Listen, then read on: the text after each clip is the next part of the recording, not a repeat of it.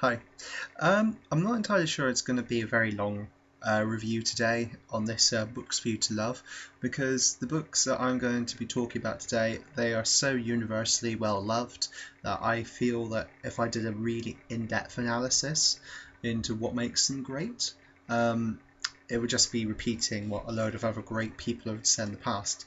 And the books I am bringing to you today are the Sherlock Holmes novels, the short stories, and the action novels themselves. So I think I'm going to be a bit more opinionated today and talk about why I love these myself.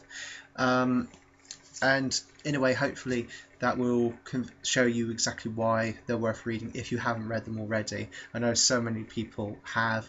That's kind of why I feel it's slightly silly here, speaking too much about them. But anyway, let's get onto it and talk about how great these books are. So the Sherlock Holmes series was written and about the well over a century ago now, in the late 1900s, by Sir Arthur Conan Doyle. It features the detective Sherlock Holmes and his living companion, friend, Dr. Watson. Don't worry, non-gay, non-homosexual, despite the sheer amount of overtones there. They're just really good friends, proper bromance. Probably the first recorded bromance, actually. And basically, they get into lots of escapades and adventures as they solve these really complex and eccentric crimes. Sir Conan Doyle did over 60 short stories and 4 novels, which are considered the canon of the series. And what I want the one thing really I need to say to point out how great these books are and how well lasting it is to point out this thing that when you have imitators of your universe, when you have other authors writing fiction, novels, and such about it, when you have TV shows made about your universe and the characters in it, interpretations, when you have movies made about these characters and their adventures and such, you can tell you have something that's incredibly long lasting, that has integrated itself such into the public mindset that this is considered the outstanding example of its genre. Sherlock Holmes is an outstanding example of the detective investigation genre. Yes, 1 second, let me just check something.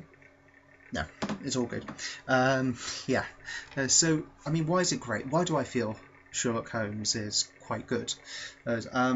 Well, first of all, the dynamic between the two main characters, Sherlock and Watson. They're absolutely great. They're great foils to each other. Watson's the great everyday man that narrates the adventures through, and you see Sherlock through his eyes. Sherlock's the great, cunning and inquisitive guy that figures things out as if by magic.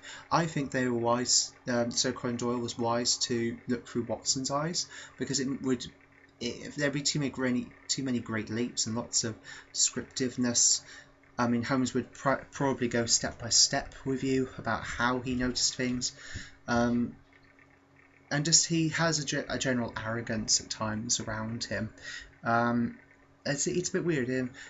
He can be quite arrogant on what he does, but at the same time, he's so lovable because you could see he has such a great belief in justice and honour and just crime fighting in general. He kind of balances this out. His arrogance is part of his entire personality, and that's why it kind of makes him so memorable at the end of the day. So there's a great relationship, great dynamic between the two of them as they solve crimes together. Watson works as the everyday man and the humble foil to Sherlock's sharp rapier. The fencing foil thing. That's a rapier, I think it's called. Just their adventures as well are incredibly well written. The fact is, each one is a different case. Each one features different criminals, different witnesses, different people involved in the case, and most of these people never reappear again. You've got some supporting characters like some members of Scotland Yard, especially Inspector Lestrange, Mrs. Hudson, the house cleaner, that do appear from this story to that story, but most of the cases involving all these other individuals, they're never mentioned again, but at the same time they have character, and that's what's really good about these stories. You don't have to read a hell of a lot of background to feel that you're getting into the stories. You can pretty much read a few of them and you can immerse yourself into this. You quickly learn about how Sherlock's mind works, how Watson's mindset works. I think that's the thing. Because they're also quite good short stories, you can sit down and read a couple and then come back to the rest later on. And because they're kind of quite timeless, you don't have to read them in chronological order. There are references to previous cases in some of the books, but at the same time, all these stories feel quite standalone. You don't need a hell of a lot of background to read them at the end of the day.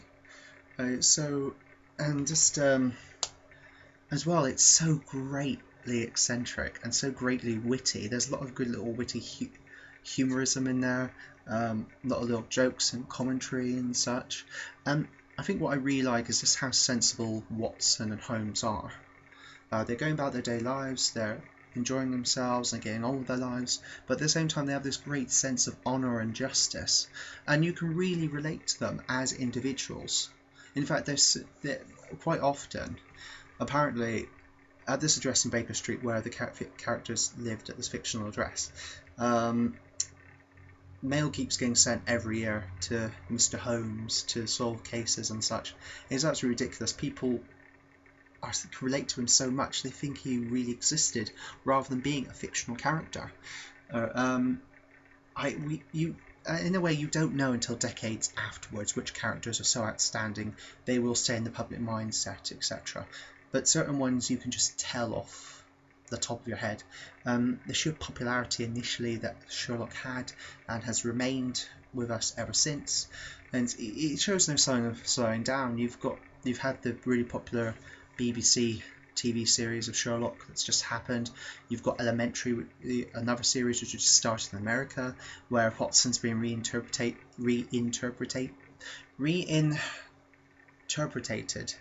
Oh god, you guys know what I mean. He's been reimagined as an Asian woman assistant played by Lucy Liu to Sherlock as a kind of stay-in help over there.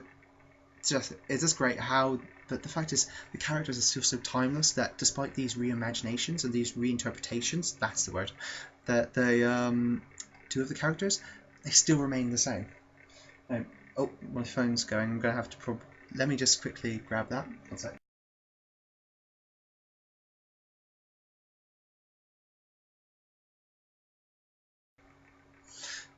Hey, sorry, I had a bit of a phone call I had to take quickly.